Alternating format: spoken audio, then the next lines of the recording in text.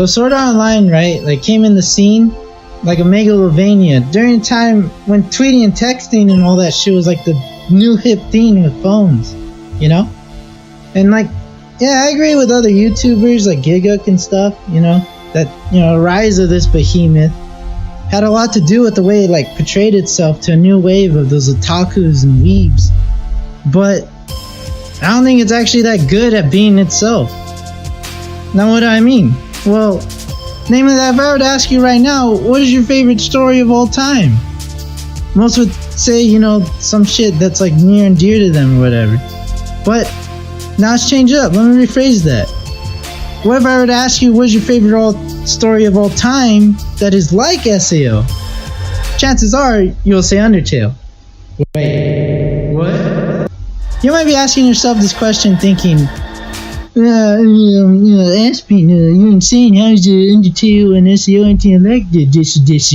Well, friends, acquaintances, please lend me your ears and allow me to indulge your minds for a sec. Oh yeah, you know that great. Undertale starts off, as those of us who played it know, where you are a kid named by you, the user, falling down the rabbit hole with Alice to nowhere, waking up in a beautiful stack of yellow flowers.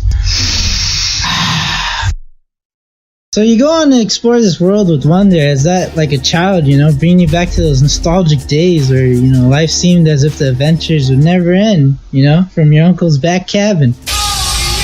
Every day there was something new to learn, and like you felt the utmost joy at each and every one of those experiences. Then, as it turns out, you finally wake up from, you know, that drug-induced coma, realizing that you're stuck in this world, aka can't log out of it. Sound familiar now? You fucking weebs. You see, Undertale is more than just a cave or abyss with monsters or your stepmother. It's a virtual world that you, the main character, get stuck in, and you know, you gotta find your ways out by, you know, saving yourself and others if you want to. You know, they give you that freedom, you know. Toby Fogg is a nice guy, you know. There's those choices. You need those choices. Yeah. Anyway, so Frisk is, you know, Frisk. Wait, what we're getting here? Let me tell you. Frisk, in other words, right? Still with me? I'm about to blow your mind. Frisk, in other words, is, wait for it, Kirito.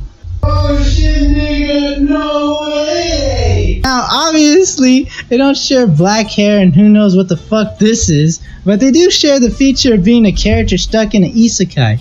And more specifically, like a virtual world where they have the task put forth ahead of them.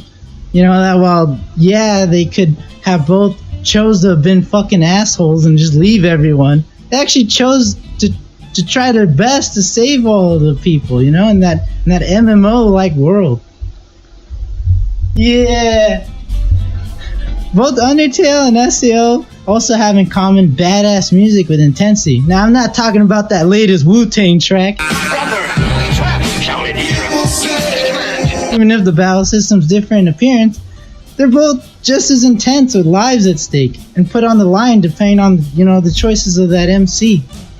Now, I prefer Undertale's music way more, but I don't think people can deny the music, especially some of the OPs from SAO are just, you know, fucking famous and, or like terrible and infamous. I don't know, depending on your opinion. But I believe Undertale, you know, is a better SAO than Sword Art Online tried to be, you know? And, you know, it lies in the fact that even though they share some similar qualities and shit, you know, like pulling us to a realm of wonder, a virtual world where new adventures are there, you know, lying in wait, Undertale makes us more immersed and invested into its story. Since they share this bond of being video game stories, right? Or at least, you know, about them. You know, like I want to go deeper. Like, let's see why, you know, what makes Undertale such this famous gem and better, you know, pristine. And SAO, you know, this horse shit, you know, fucking festering like some Cthulhu ass crap. Well, if we look closely at the characters in Undertale, we feel a real connection with their struggles and, you know, their aspirations, you know, take some aspirin and feel better. Anyways, Papyrus, you know, like he has these goofy antics and shit, you know, fucking jumping out windows, you know, where the fuck else? But he has struggles, man. Like he's wanting to take that spot of Undone. He's like, I see that spot, I need that spot, it's my spot, I got a dog named Spot. Anyway, so the guard, you know, like, he wants to be top of the guard, right? Cool. But he's a total nut job. He's fucking a klutz, drops all the shit. But Sans, on the other hand, his brother, whatever. Verify that in another theory video. Fucking shit. Whatever. Who cares? Anyway, Sans, he has more of an aloof type of sensibility. He's making wisecracks when he can. But his dick, is in there real good. Because he's making it deeper into himself. So it's like he's fucking himself, so he's trying to unfuck himself. That's what makes him a complex character.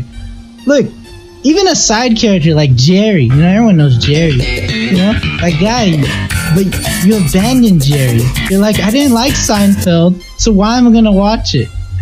But, why? Why don't you like Jerry? Fuck you, man! Like, what did he ever do to you? This mystery behind characters, even such as Jerry, help make the world all the more intriguing and interesting, whereas SAO has, shall we say, very, fucking bland characters. I like it. Wow. I don't think I need to go into detail, but I will say the most complex of all who doesn't get the fucking screen time is Klien. Klien would have been the perfect choice for main character. He has struggles and disadvantages. He's not the best at the game, but fuck, man, he's trying, the broken arm and shit. But, so, he's just like Frisk, Frisk? Yeah, but no, let's just fuck him, right? Forget about him. Fuck you, main character.